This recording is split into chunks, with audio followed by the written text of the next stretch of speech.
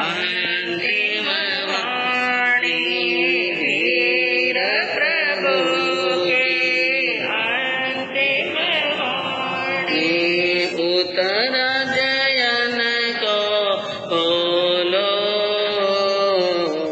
जय जिन वाणी बोलो। सभी साथ में बोले इस लाइन को, जब भी ये लाइन आवे तो साथ में बोलना।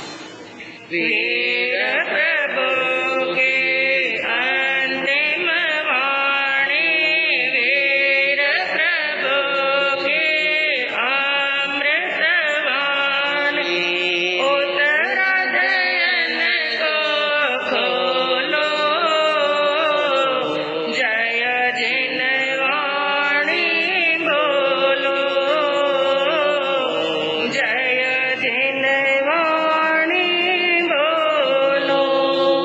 उत्तरा जैन में गूंजत होती उत्तरा जैन में गूंजत होती प्रभु शिक्षा अपना लो जीवन धन्य बना लो जीवन धन्य बना लो। चल कर रही है हर एक पद में तीर्थंकर के करुणा चल कर रही है हर एक पद में तीर्थंकर के करुणा जिससे जिन शासन जय पाता आगम सच्चा शरणा हम भी जीवन पावन कर ले हम भी जीवन पावन कर ले इधर उधर मत डोलो जय जिन वाणी बोलो जय जिन वाणी बोलो। वीर प्रभु की अंतिम वाणी वीर प्रभु की अंतिम वाणी उत्तरा जयन को खोलो जय जिन वाणी बोलो जय जिन वाणी बोलो। जिससे होता तीर्थ का पोषण जो है साधक शाला जिससे होता तीर्थ का पोषण जो है साधक शाला हे ध्येय और उपादेय का मिलता बोध निराला महावीर की श्रेष्ठ निशानी महावीर की श्रेष्ठ निशानी जिन वाणी को पी लो जय जिन वाणी बोलो जय जिन वाणी बोलो। वीर प्रभु की अंतिम वाणी वीर प्रभु की अमृत वाणी उत्तरा जयन को खोलो जय जिन वाणी बोलो जय जिन वाणी बोलो। अहिंसा के अग्रदूत त्रैकाल दृष्टा भवी जीवों को कल्याण का मार्ग प्रशस्त करने वाले चरम तीर्थंकर श्रमण भगवान महावीर स्वामी के चरणों में कोटि कोटि वंदन। दीन दुखियों के मसीहा, करुणा के सागर, परम पूज्य गुरुदेव श्रमण सूर्य पूज्य गुरुदेव मर्दर केसरी श्री मिश्री मेजी महाराज साहब के चरणों में कोटि कोटि वंदन। पाठ पर विराजमान परम श्रद्धेय, परम विदुषी, मधुर व्याख्यानी, सरल मना पूज्य गुरुदेव जी महाराज साहब के चरणों में कोटि कोटि वंदन। धर्म प्रेमी बंधुओं, शीलवती माताओं बहनों, आपका और हमारा सबका परम सौभाग्य है कि हमें जिनवानी पढ़ने का और सुनने का कितना सुंदर सुअवसर, अमूल्य अवसर प्राप्त हुआ है। क्योंकि बिना पुनवानी जिनवानी के शब्द कानों में पड़ना, हमारे शरीर को स्पर्श करना, हमारी आत्मा को इन शब्दों का स्पर्श करना, ये सब कार्य बिना पुनवानी होने वाला नहीं। ये जो पेपर दिया गया है रिटर्न नहीं दे, इसका मैटर आएगा, इसलिए सभी को दिया गया है। हाँ, समोसरण का वर्णन चल रहा है ताकि सामने चित्र हो तो आपको समझने में आसानी, इसलिए दिया गया है। तो बड़ी पुनवानी का अवसर होता है कि यह जिनवानी पढ़ने का और सुनने का अवसर प्राप्त होता है। जिन जिन भाई बंधुओं ने, बहनों ने साथ साथ में स्वाध्याय किया, साथ साथ में पढ़ा, बहुत बहुत अनुमोदना है। और मान लो किसी को पढ़ना नहीं आया तो सुनना तो आ गया, सुना तो भी धन्यवाद के, साधुवाद के पात्र हैं। और सुनने के बाद में जिन जिन को समझ आया बहुत अच्छी बात है, और समझ में नहीं आया तो भी कोई बात नहीं, क्योंकि जिनवानी के अंदर वो ताकत है, वो शक्ति है कि समझ में न आने के बाद में भी जब इसके शब्द ही हमें स्पर्श करते हैं तो भी हमारे कर्मों की निर्जरा होती है। इतना जल्दी प्रवचन का समय रखा तो भी जिन जिनको श्रद्धा है, जिनको कर्मों की निर्जरा की भावना है, वो भाई बहन जल्दी जल्दी अपने कार्य से निवृत्त हुए और बताए हुए समय से भी 5 मिनट क्या आ गए, पहले आ गए। ये होती है जिनवानी के प्रति श्रद्धा। और कल आपके सामने बंधुओं वर्णन चल रहा था समोसरण का, और समोसरण के बारे में कल की बात थोड़ी सी रिपीट करेंगे ताकि पक्का दिमाग के अंदर वो चित्र जम जाए। कैसा होता है वो समोसरण, कैसी होती है उसकी अद्भुत छटा, जिसका निर्माण करने के बाद में जब कुबेर उसको ऊपर से नीचे तक देखते हैं, अपनी कला पर उन्हें खुद को ही विश्वास नहीं होता है कि समोसरण का रचना मैंने की है, मैंने समोसरण बनाया है। और वो सोचते हैं देवलोक के अंदर इतने सुंदर सुंदर भवन हैं, इतने सुंदर सुंदर भवन है, और इंद्र सभा जैसी ऐसी सुंदर सभा है, लेकिन समोसरण के सामने इंद्र सभा की भी वो छटा और सुंदरता नहीं है। ये सब अतिशय होते हैं तीर्थंकर भगवान के।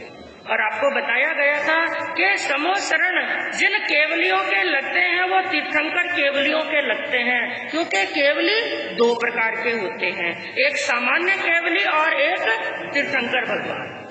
तो समोसरण केवल तीर्थंकर भगवान के लगते हैं, सामान्य केवलियों के नहीं। और एक विशेषता और आपको बता दें कि तीर्थंकर भगवान जब भी उपदेश देते हैं, यह जरूरी नहीं है कि समोसरण में बैठ करके ही देते, कुछ विशेष कारणों से इसका भी वर्णन 1-2 दिन में आएगा। किन कारणों से समोसरण की रचना होती है आपको यदि याद हो, एक बार प्रवचन के अंदर आपसे प्रश्न पूछा गया था 24 तीर्थंकरों में भगवान ऋषभ देव के कितने समोसरण हुए, प्रभु महावीर के कितने समोसरण हुए और बाकी के 22 तीर्थंकरों के समोसरण कितने, सबके अलग अलग समोसरण हुए। और समोसरण बनने के बाद में कौन से तीर्थंकर का समोसरण कितने, कौन से देवता के द्वारा बनाया हुआ समोसरण कितने समय तक रहता है और कौन से देवता का बनाया हुआ समोसरण कितने समय तक रहता है, इसकी भी एक काल मर्यादा होती है। और समोसरण जिसका एक क्षेत्रफल, एक एरिया बताया गया 1 योजन परिमाण, कितने योजन में होता है? 1 योजन के अंदर। और वो चौकोर नहीं होता है बल्कि क्या होता है? गोलाई। तो गोलाई के अंदर होता है 1 योजन परमाणु होता है और 1 योजन के अंदर कोष कितने होते हैं? 4। 1 योजन के अंदर 4 कोष होते हैं और 1 कोष के अंदर आजकल के हिसाब से किलोमीटर कितने होते हैं? लगभग 3 किलोमीटर। आज के किलोमीटर के हिसाब से 1 कोष में लगभग 3 किलोमीटर। तो 1 योजन के अंदर 4 कोष, तो 4 कोष के किलोमीटर कितने हो गए? लगभग 12 किलोमीटर के एरिया के अंदर भगवान के समोचरण का निर्माण होता है। और जिसके बारे में आपको बताया गया, बीच में 1-2 प्रश्न पूछूंगी। समोचरण की ऊंचाई कितनी बताई? कृपया ऐसा मत कीजिए। हाँ साहब, बिल्कुल सही, 5000 धनुष। थोड़ा याद रखने का प्रयास कीजिए। मुझे भी लगेगा शायद मैंने अच्छी तरह से बताया, नहीं तो मुझे लगेगा शायद बताने में कोई गलती हो गई। तो 5000 धनुष, और 1 धनुष के अंदर कितने हाथ? 4 हाथ। तो हाइट टोटल कितनी हो गई? 20,000 हाथ की। हाँ, 20,000 हाथ। 5000 धनुष इंटू 4 किया तो कितने हो गए? 20,000 हाथ की ऊंचाई होती है। और उस समोचरण के अंदर चढ़ने के लिए जो सीढ़ियां बनी हुई होती हैं, एक सीढ़ी की ऊंचाई कितनी? 1 हाथ की। तो कुल एक साइड के अंदर सीढ़ियां कितनी हुई? 20,000। कितनी सीढ़ियां? टोटल सीढ़ियां 20,000 हुई। तो 20,000 पूर्व में, 20,000 पश्चिम में, 20,000 उत्तर में और 20,000 दक्षिण में। कुल सीढ़ियां कितनी हो गई? 80,000 सीढ़ियां होती हैं। और एक बात और बताई, जहां से सीढ़ी चढ़ने का जो रास्ता होता है उसको बोलते हैं पॉल। क्या बोलते हैं? आजकल भी ये शब्द यूज होता है, पॉल, जो बड़ा दरवाजा होता है। हाँ, पॉल। तो एक तरफ की सीढ़ी के 4 मुख्य प्रवेश द्वार हुए, 4 पौड़ियां हुई। तो टोटल पौड़ियां कितनी हो गई? फर्स्ट फ्लोर की 4, सेकंड फ्लोर की 4 और थर्ड फ्लोर की कितनी हुई? 4। कुल 12 पौड़ियां होती हैं। और उन पौड़ियों की भी बंधुओं एक विशेषता बताई गई है। उस पौल की हाइट कितनी होती है? जितनी हाइट तीर्थंकर भगवान की होती है। क्योंकि पहले तीर्थंकर हुए भगवान ऋषभदेव। भगवान ऋषभदेव के शरीर की ऊंचाई कितनी थी? 500 धनुष की। तो उस समय जो समोचरण की, क्योंकि समोचरण की ऊंचाई जो होती है उस समय के तीर्थंकर भगवान के आकार के अनुसार होती है।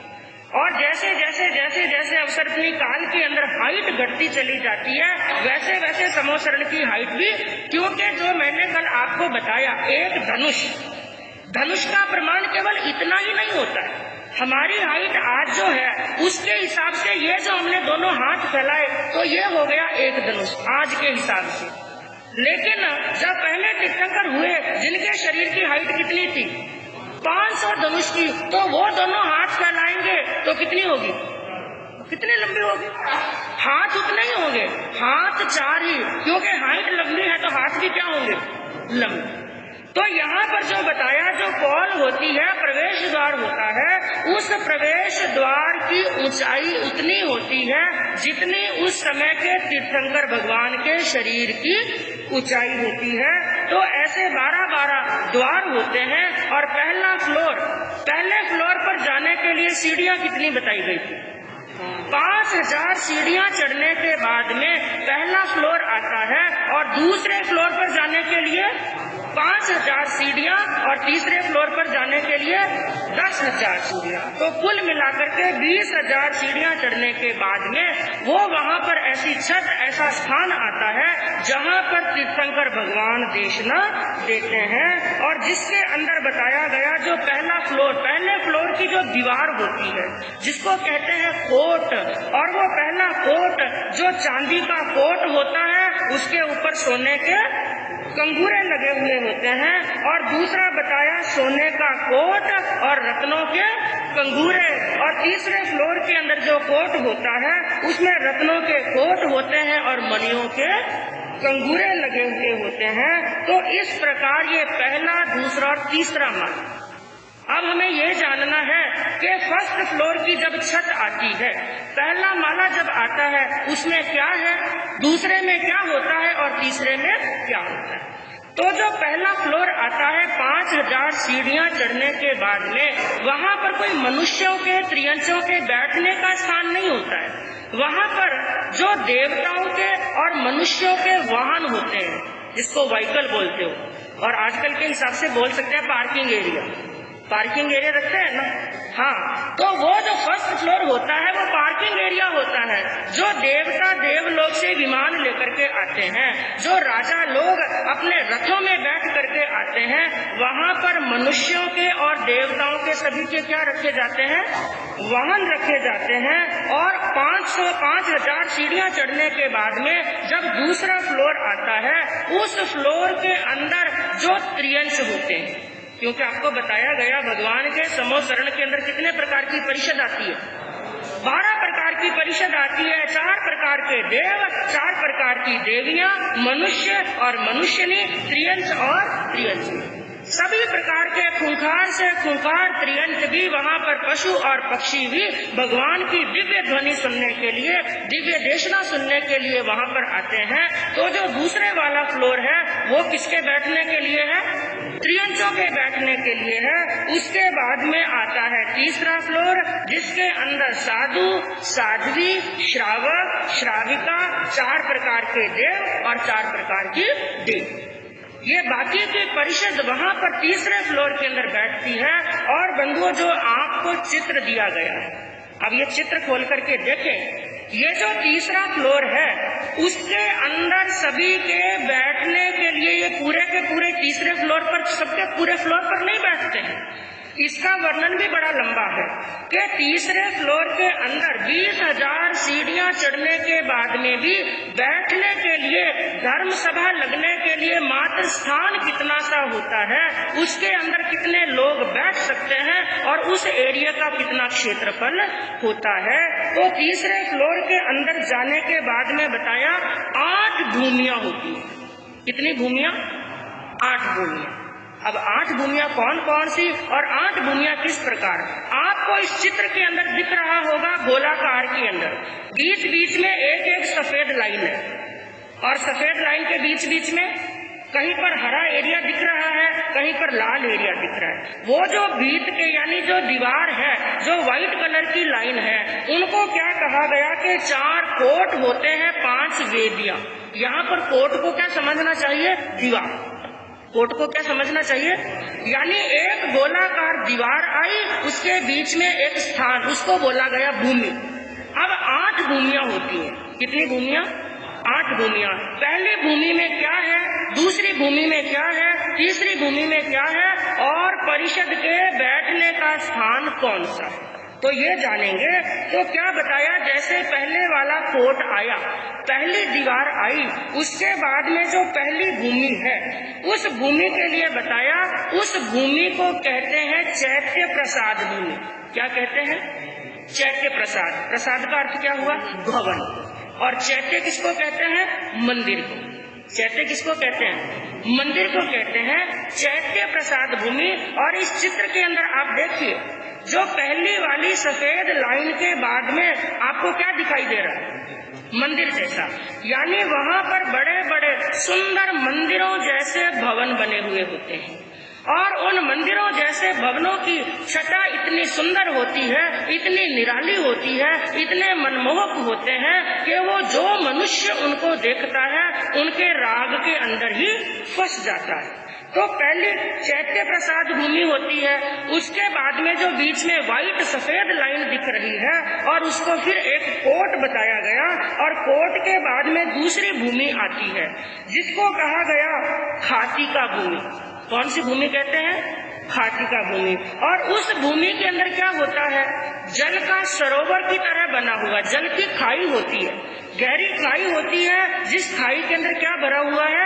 जल भरा हुआ है, और उस जल के अंदर सोने के कमल खिले हुए दिखाई देते हैं। इसके अंदर क्या दिख रहा है? जल भरा हुआ है, और उसके बीच में क्या खिले हुए हैं? सोने के कमल खिले हुए होते हैं। और तीसरी भूमि होती है लता भूमि। क्या होती है? लता भूमि और जिसको पुष्प बाड़ी भी कहा जाता है। फूलों की बाड़ी, तरह तरह की लताएं होती हैं, तरह तरह के फूल होते हैं, लेकिन सभी की सभी लताएं, सभी के सभी फूल असली नहीं होते हैं, कृत्रिम होते हैं, यानी बनाए हुए, डुप्लीकेट जिसको बोलते हैं। क्योंकि ये सभा का निर्माण किसने किया है?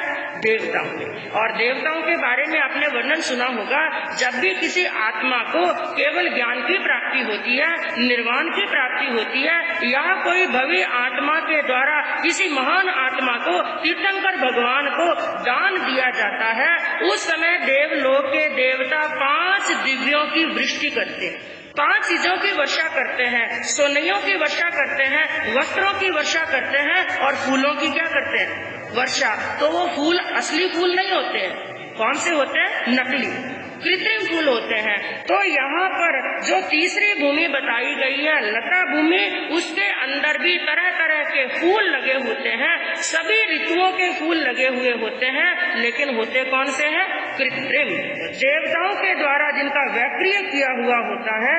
और चौथी भूमि बताई है उपवन भूमि। कौन सी भूमि? उपवन, यानी बगीचा, जिसके अंदर बाग बगीचे लगे हुए होते हैं, ऐसी चौथी भूमि होती है। और 5वीं भूमि बताई गई है ध्वजा भूमि। कौन सी भूमि है? ध्वजा भूमि। वहां पर ध्वजाएं दिखाई दे रही होंगी, ध्वजा भूमि होती है। और उन ध्वजाओं के अंदर भी वो ध्वजाएं भी इतनी मनमोहक होती हैं कि प्रत्येक ध्वजा के अंदर 10-10 प्रकार के चिन्ह अंकित होते हैं। कितने प्रकार के? 10-10 प्रकार के चिन्ह अंकित होते हैं और तरह तरह की लहराती हुई, फहराती हुई ध्वजाएं दिखाई देती हैं। ऐसी ध्वजा भूमि होती है। उसके बाद में छठी भूमि आती है, जिसको कहते हैं कल्प वृक्ष भूमि। कौन सी भूमि? कल्प वृक्ष भूमि। कल्प वृक्ष भूमि का अर्थ क्या हुआ? उस भूमि के अंदर सबके सब वृक्ष कौन से हैं? कल्प वृक्ष। सबके सब कल्प वृक्ष होते हैं, तो कल्प वृक्ष भूमि होती है। और 7वीं भूमि होती है भवन भूमि। इसके अंदर भी भवन होते हैं, लेकिन इन भवनों की क्या विशेषता होती है? इस भूमि के अंदर जितने भी भवन होते हैं, सबके सब स्फटिक के होते हैं। किसके होते हैं? स्फटिक की माला देखी आपने? कांच जैसी होती है, जो तो आजकल असली मिलती नहीं है। असली कहकर के डुप्लीकेट देकर के चले जाते हैं। और असली स्फटिक बड़ा महंगा होता है, बड़ा मूल्यवान होता है और बड़ा प्रभावी होता है। अब नकली भी इतना सुंदर दिखाई देता है, तो असली स्फटिक के भवन, क्योंकि कल भी आपको बताया गया था, वहां पर इतना बड़ा समोसरण बनता है जिसके अंदर ना ईंट है, ना चूना है, ना पत्थर है, ना सीमेंट है, ना कोई सरिया है, क्योंकि सबके सब रत्नों से, मणियों से जड़े हुए सोने और चांदी से बने हुए होते हैं। तो वहां पर जितने भी भवन होते हैं, भवन भूमि के अंदर सबके सब भवन किससे बने हुए हैं? स्फटिकों से बने हुए हैं। ऐसे सुंदर महल होते हैं। और उसके बाद में 7वीं भूमि को और कोट को क्रॉस करने के बाद में आती है 8वीं भूमि, जिसको कहते हैं मंडप भूमि। कौन सी भूमि कहते हैं? मंडप। वो बिल्कुल बीचों बीच आती है। जो समोसरण का एरिया है, उस समोसरण के एरिया के बिल्कुल बीचों बीच वो मंडप भूमि आती है। वो मंडप भूमि के अंदर ही तीर्थंकर भगवान की धर्म सभा लगती है। और उस मंडप भूमि का एरिया बताया गया है 2600 धनुष। कितना बताया? इतने बड़े 12 किलोमीटर के एरिया के अंदर समोसरण लगा, लेकिन वहां पर धर्म सभा कितने एरिया में लगती है? केवल 2600 धनुष के एरिया के अंदर वो धर्म सभा लगती है।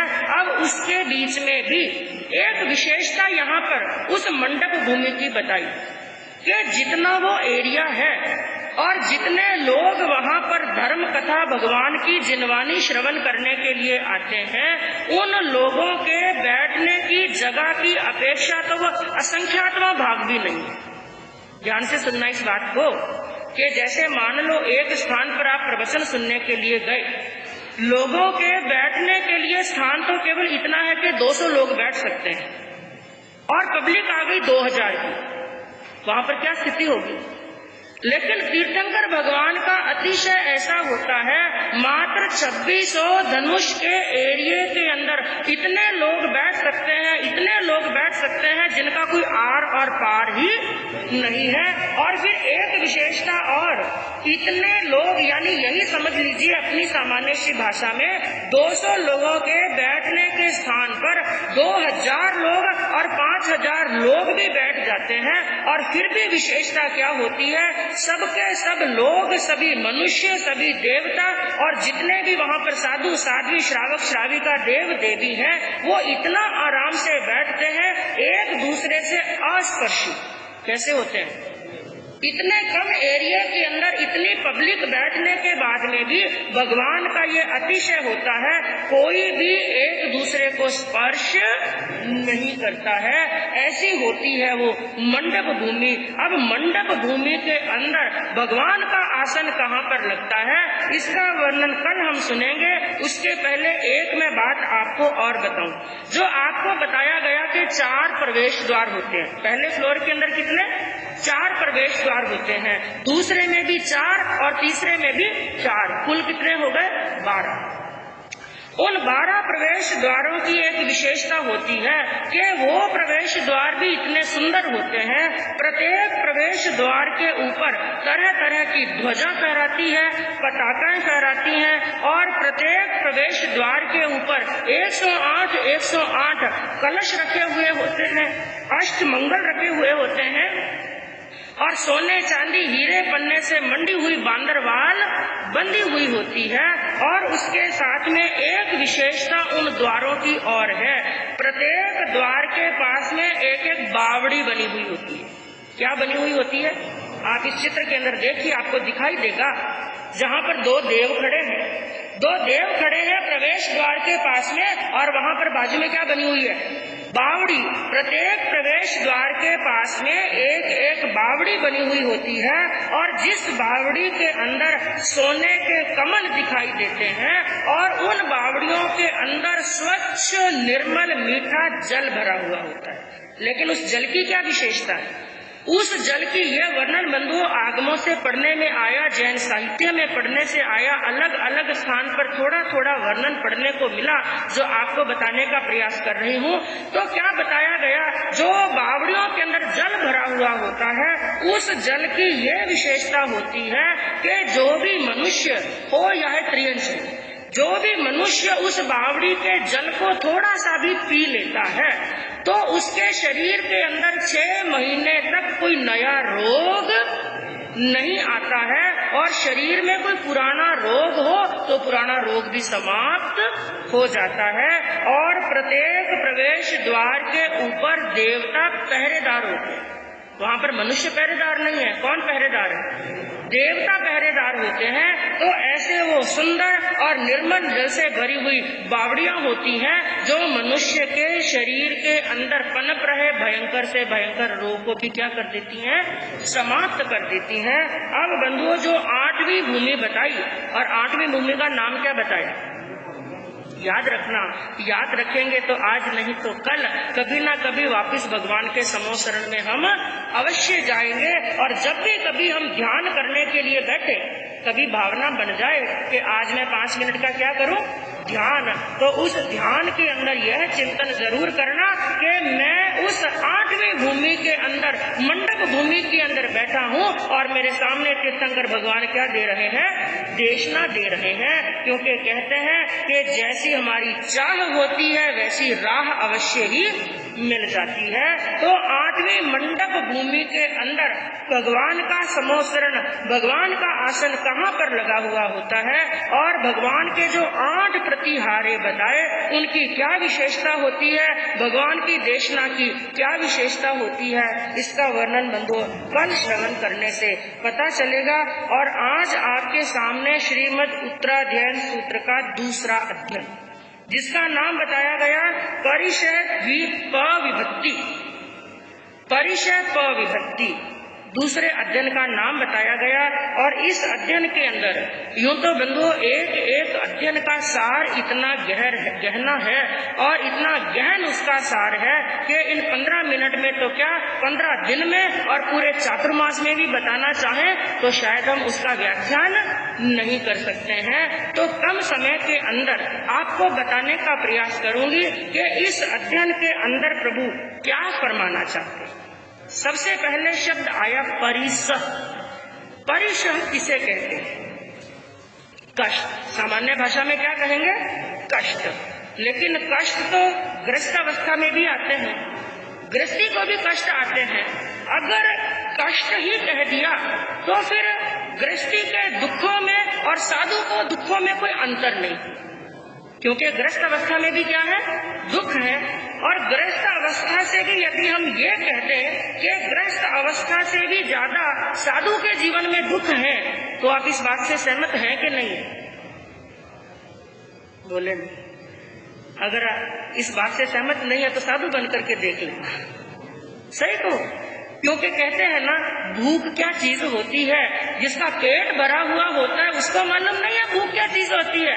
2 दिन भूखे रह करके देखो, 3 दिन भूखे रह करके देखो, जो कहते हैं मुझे ये नहीं भाता है, मुझे ये नहीं भाता, आज आइटम बनाओ, आज नई चीज बनाओ, ये रोज रोज रोटियां कौन खावे, रोज ये सब्जी कौन खावे, जो ये बात कहते हैं ना, मैं कहूँ 3 दिन का तेला कर लो और चौथे दिन ये स्थिति होगी। एक तो तेला अपने मन से किया, इसमें भी अंतर है। एक तो तपस्या कर्म निर्जरा के लिए की, उनके लिए नहीं कह रहे हैं। एक व्यक्ति वो है, भूख लगी हुई है, वो भोजन भोजन भोजन भोजन कर रहा है, लेकिन या तो उसके पास में भोजन का साधन नहीं है, भोजन उसके पास में नहीं है, या फिर कोई व्यक्ति अंतराय दे रहा है।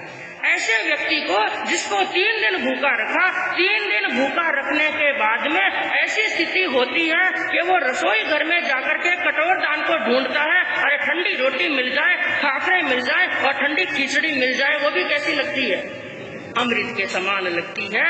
तो दुख, आपको ये बात कहें कि एक अपेक्षा से यदि देखा जाए, ग्रस्त से भी ज्यादा दुख किसके जीवन में होते हैं? साधु के जीवन के अंदर होते हैं। प्रभु महावीर के जीवन को उठा करके देख लो, प्रभु महावीर के जीवन की कथा उठा करके देख लो।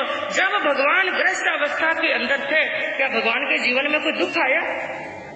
नहीं आया, कोई वर्णन नहीं आता, कोई दुख नहीं आया भगवान के जीवन के अंदर। और जैसे ही भगवान ने दीक्षा अंगीकार की, उनके कानों के अंदर कीले ठोकने वाले मिल गए, पांव के बीच में आग जलाने वाले मिल गए, उनके पीछे पागल कुत्तों को छोड़ने वाले मिल गए, उनको फांसी पर भी चढ़ाया गया। और संगम जैसा देव, जिसने एक रात्रि के अंदर भगवान को कितने परिचय दिए?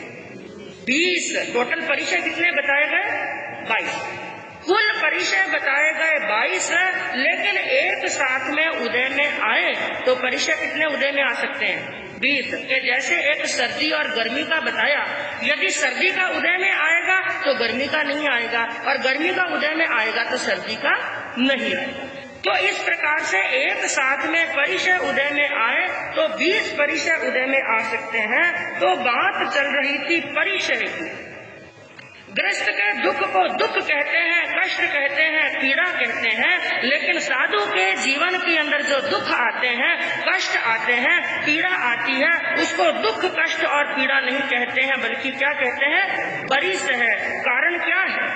क्योंकि जो मार्ग स्वीकार किया है, ये मार्ग कंटकीर्ण मार्ग है, संयम का मार्ग सहज मार्ग नहीं है, लेकिन फिर भी यह मार्ग किसी ने दिया नहीं है, बल्कि आत्मा ने स्वयं ने स्वीकार किया।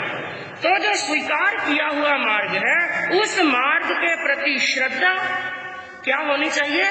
श्रद्धा होनी चाहिए। और संयम मार्ग से च्युत न होने के लिए, यानी इस मार्ग से मैं चलायमान न हो जाऊं। एक तो जो संयम का मार्ग अंगीकार किया है उस पर श्रद्धा हो, और दूसरा स्वीकार किए हुए मार्ग पर मुझे श्रद्धा होनी चाहिए, उस मार्ग से मैं चलायमान ना हूँ। और तीसरा कारण बताया कर्मों की निर्जरा के लिए। जो दुख सहे जाते हैं, जो कष्ट सहे जाते हैं, जो पीड़ा सही जाती है, उसको क्या कहते हैं? परिचय। और ये दुख और कष्ट क्यों सहे जाते हैं? एक शिष्य ने अपने गुरु से एक प्रश्न पूछा, गुरुदेव क्या धर्म केवल दुख पाने के लिए किया जाता है? ये बात कई बार आपके सामने प्रसंग चला कि कई मनुष्य होते हैं जो बड़ा धर्म करते हैं लेकिन फिर भी जीवन में क्या रहते हैं? दुखी। तो एक शिष्य ने प्रश्न किया कि गुरुदेव, क्या धर्म केवल दुख पाने के लिए किया जाता है? क्या साधु केवल दुखी होने के लिए बना जाता है? और तीसरा प्रश्न किया, साधु और दुखी दोनों एक है क्या? गुरु ने क्या उत्तर दिया कि हे शिष्य, मनुष्य की जिंदगी द्वंद्वात्मक। मनुष्य की जिंदगी क्या है? द्वंद्वात्मक। द्वंद्वात्मक का क्या अर्थ होता है? दो विपरीत चीजें। जैसे कभी सर्दी है तो कभी गर्मी है, कभी दिन है तो कभी रात है, कभी सुख है तो कभी दुख है, कभी भूख है तो कभी प्यास। जिंदगी द्वंद्वात्मक है और द्वंद्वात्मक जिंदगी के अंदर दुख चलते ही रहते हैं। तो शिष्य ने कहा, इसमें दुख पाने की क्या जरूरत है? भूख लगी तो खाना खा लो, और प्यास लगी तो पानी पी लो, सर्दी लगी तो गर्म वस्त्र ओढ़ लो, और गर्मी लगी तो गर्मी के साधनों का उपयोग कर लो। गुरुदेव, कष्ट सहन करने की, कष्ट प्राप्त करने की और दुखी रहने की क्या आवश्यकता है? गुरु ने क्या उत्तर दिया है? शिष्य, परिचय उसे कहते हैं कि कष्टों को पास में बुलाना। क्यों? क्योंकि कष्ट को कष्ट सहने के लिए कष्ट सहा नहीं जाता है। ध्यान से सुनना, इस बात को समझने का प्रयास करना। ये दूसरे अध्ययन का समझ लीजिए सार। यूं तो 22 परिचय बताए, दूसरे अध्ययन का सार केवल एक लाइन के अंदर बताया, कष्ट को केवल कष्ट सहने के लिए नहीं सहा जाता है, बल्कि कष्ट को काटने के लिए कष्ट सहा जाता है। क्या कहा? कष्ट सहने के लिए केवल कष्ट नहीं सहा जाता है। साधु कष्ट सहते हैं केवल मैं दुखी रहूं, दुनिया के सामने दुखी रहूं, इसलिए वो कष्ट नहीं सहते हैं, बल्कि आगे के जीवन के अंदर जो कष्ट आने वाले हैं उन कष्टों को काटने के लिए क्या सहा जाता है? कष्ट। उदाहरण के माध्यम से, जैसे पांव के अंदर कांटा चुभ गया, किसी पांव के अंदर क्या चुभा? कांटा। अब उस कांटे को निकालने के लिए क्या चीज चाहिए आपको? कांटे के निकालने कांटा चाहिए या सुई चाहिए, कुछ भी समझ लो। जैसी तीखी चीज पांव के अंदर चुभी है, वैसी तीखी चीज को निकालने के लिए वैसी की वैसी। अब सामने वाला कहे एक तो कांटा चुभ गया और दूसरा फिर कांटा उसको लगा रहा है, लेकिन उस कांटे को निकालने के लिए दूसरा क्या चाहिए? कांटा चाहिए। और दूसरा उदाहरण, जैसे मान लो किसी के शरीर के अंदर फोड़ा हो गया, बड़ा दुख दे रहा है, बड़ी पीड़ा दे रहा है, डॉक्टर के पास में जाएंगे और डॉक्टर पहले इलाज करेगा तो पहले तो क्या देंगे? टैबलेट देंगे भाई। हो सकता है दवाइयां दे, गोलियां दे और घाव सूख जाए, और दवाइयों गोलियों से घाव नहीं सूखा तो फिर इंजेक्शन लगाएंगे भाई, इंजेक्शन से काम हो जाए तो ठीक। और इंजेक्शन से भी वो फोड़ा ठीक नहीं हुआ और फोड़ा बढ़ता जा रहा है, तो तीसरा लास्ट के अंदर डॉक्टर क्या इलाज करेगा? ऑपरेशन, जीरा लगाएगा। अरे पहले फोड़ा हो गया ना, पहले फोड़ा हो रहा है, पहले पीड़ा दे रहा है और ऊपर क्या लगाया? जीरा। लेकिन डॉक्टर की भावना क्या है? इस फोड़े के कष्ट को क्या करना? दूर करना। और जैसे किसी के शरीर के अंदर कैंसर के कीड़े हो जाते हैं, पहले जहरीले हैं, पहले ही वो पीड़ा दे रहे हैं, पहले ही वेदना दे रहे हैं, लेकिन कैंसर का फोड़ा शरीर के अंदर हो गया, कैंसर के कीड़े शरीर के अंदर हो गए, लेकिन उसका इलाज डॉक्टर कैसे करते हैं? जहर देते हैं। हाँ, जहर देते हैं, ये कीमो देते हैं। ये कीमो क्या है? हाँ, अच्छी तरह से जानते हैं। और जहर भी कौन से सांप का है? कोबरा का। जो सबसे जहरीला सांप होता है ना, कोबरा, उस कोबरा का जहर देते हैं, क्योंकि जहर से जहर को मारा जाता है और कांटे से कांटे को निकाला जाता है, तो कष्ट से कष्ट को दूर किया जाता है। बस संक्षिप्त के अंदर हम इतनी बात कह सकते हैं कि साधु कष्ट इसलिए सहन करते हैं ताकि भविष्य के भवों के अंदर आने वाले कष्ट हमारे जीवन के अंदर उदय के अंदर ना आए। और बंधुओं, जो 22 परिचय बताए, और एक बात, इस अध्ययन का सार यदि हम निकालना चाहें तो एक ज्ञानी संत ने मात्र 4 लाइनों के अंदर इस अध्ययन का सार निकाला। और क्या कहा कि 22 परिचय वीर कहते भिक्षु उनको जान ले। 22 परिशह वीर कहते भिक्षु उनको जान ले, आराधना के मार्ग में यदि आए तो स्वीकार ले। साधना के मार्ग में यदि आए तो स्वीकार ले, मार्ग भ्रष्ट ना हो कभी। जो मार्ग अंगीकार किया है उस मार्ग से भ्रष्ट नहीं होना है।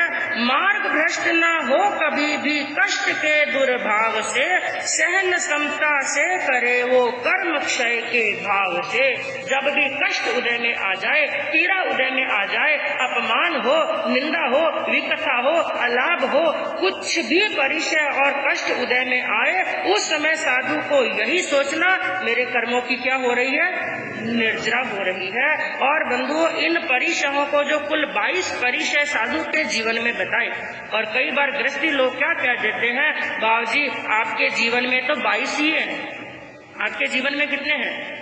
हमारे जीवन में तो 22 हैं, और आपके जीवन में कितने हैं? हाँ, क्या कहा एक बार एक श्रावक जी ने, बाबूजी क्या परिचय की बात करते हो, आपके जीवन में तो 22 है और हमारे जीवन के 2200 है। कितने परिचय हैं? 2200। लेकिन याद रखना, 2200 को क्या 22,000 और 22 लाख भी सहन कर लो, कर्मों की निर्जरा होने वाली नहीं। निर्जरा कब होगी? जब हम संभाव रखेंगे। वो निर्जरा आप भी कर सकते हैं और साधु भी कर सकता है। तो 22 परिचयों को मुख्य 2 भागों के अंदर बांटा। कितने भागों के अंदर? 2। एक होते हैं अनुकूल परिचय, एक होते हैं प्रतिकूल परिचय। जिसके अंदर अनुकूल परिचयों के अंदर 4 नाम बताए। कितने नाम बताए? ध्यान से सुनना इस बात को भी। जैसे भूख है, प्यास है, ये तो प्रतिकूल है। अनुकूल का मतलब क्या होता है? लगते तो वो बड़े अच्छे लगते हैं, और उनको जीतना ही साधु के लिए क्या हो जाता है? कठिन। जैसे कहते हैं ना, बाहर का कोई शत्रु हो, हमारा कोई शत्रु बाहर का है, बाहर के शत्रु से सावधान रहना और बचना आसान होता है, लेकिन कोई शत्रु घर के अंदर ही पनप रहा है, घर के शत्रु से बचना कोई सहज बात। उसी प्रकार जो प्रतिकूल परिचय होते हैं, एक साधक भूख को भी सहन कर सकता है, प्यास को भी सहन कर सकता है, भिक्षा ना मिले उसको भी सहन कर सकता है। लेकिन जो 4 परिचय होते हैं, जिसके अंदर एक बताया स्त्री परिचय, ये स्त्री परिचय संत के लिए स्त्री परिचय और साध्वी के लिए पुरुष परिचय। तो स्त्री परिचय, और दूसरा बताया सत्कार पुरस्कार परिचय, और तीसरा बताया गया प्रज्ञा परिचय, और चौथा बताया दर्शन परिचय। जैसे सत्कार पुरस्कार, एक संत को सम्मान मिला, लोगों ने प्रवचन सुना, बाबूजी आप तो बड़ा जोरदार प्रवचन देते हैं, क्या वाणी है आपकी, और क्या जिनवानी का पान कराते हैं, आपकी बोली के अंदर अमृत भरा हुआ है, आपके अंदर ये गुण है, इतनी विद्वता है, इतना ज्ञान भरा हुआ है। और ऐसी जब प्रशंसा सुनते हैं तो मन क्या होता है? हाँ, प्रसन्न। केवल प्रसन्न ही नहीं होता है, संतों को भी क्या आ जाता है? घमंड। अरे मेरे जैसा कौन है। और एक बात मैं आपको बता दूं, ये बात हमने कई सिंगाड़ों के अंदर देखी। जब संत सतियां थोड़ा सा प्रवचन देने लग जाते हैं ना, वो अपने आप को गौतम स्वामी समझते हैं। हाँ, सिंगाड़े के अंदर 5 जने हैं, 6 जने हैं, 2-3 जने प्रवचन नहीं देते हैं, और 1-2 जने प्रवचन देते हैं, उनका गोचरी पानी लाना बंद। क्या नहीं करेंगे? हम प्रवचन देते हैं, हम गोचरी लाने के लिए हैं क्या? वो गुरु की सेवा नहीं करते हैं। अपने आप को क्या समझते हैं?